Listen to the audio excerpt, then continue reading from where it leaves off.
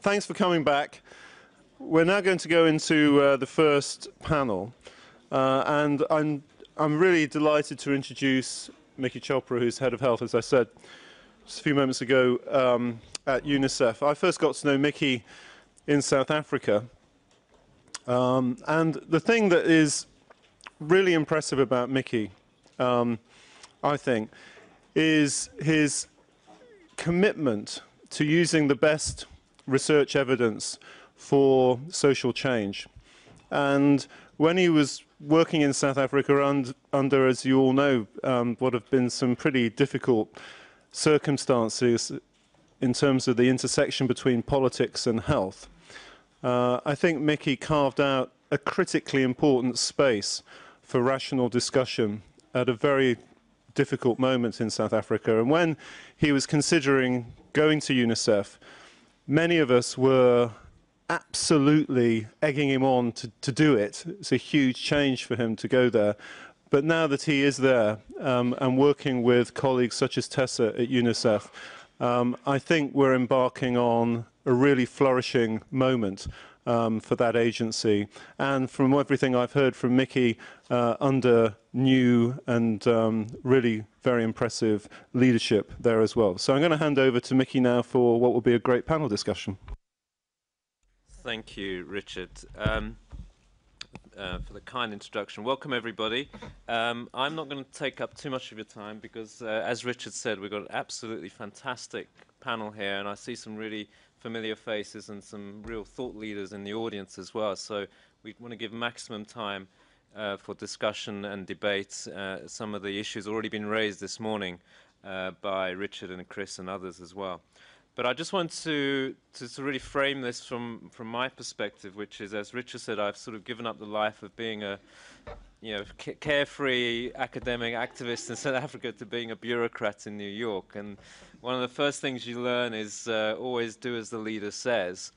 And our leaders have, in public, committed themselves to a number of things related to measuring and measurements and information systems. In a paper in PLAS Medicine earlier this year, they committed themselves to 4 key things. And I just want to remind you of those 4 key things. One was to increase levels and efficiency of investments in health information. So they committed themselves to their own organizations increasing resources to information systems, but also to encourage and work with countries to include investments in health information, including registration systems, in their national development plans and their national health plans. The second thing they committed themselves to do was to develop a common data architecture. The third thing was to strengthen the performance of M&E systems, most notably through trying to harmonize data gathering activities, to strengthen evaluation methodologies, and to work with countries and national governments in particular to get the maximum value out of information systems.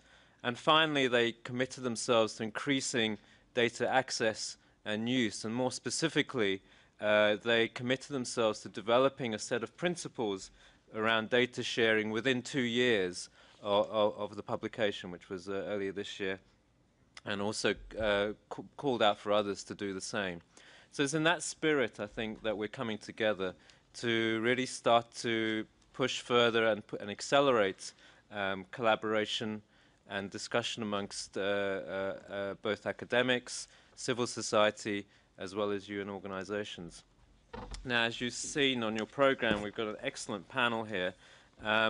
And there's no particular order at the moment, but I have been asked for Tessa perhaps just to kick off, sort of building on these points I've just made around what the UN agencies and other international health agencies have committed themselves to.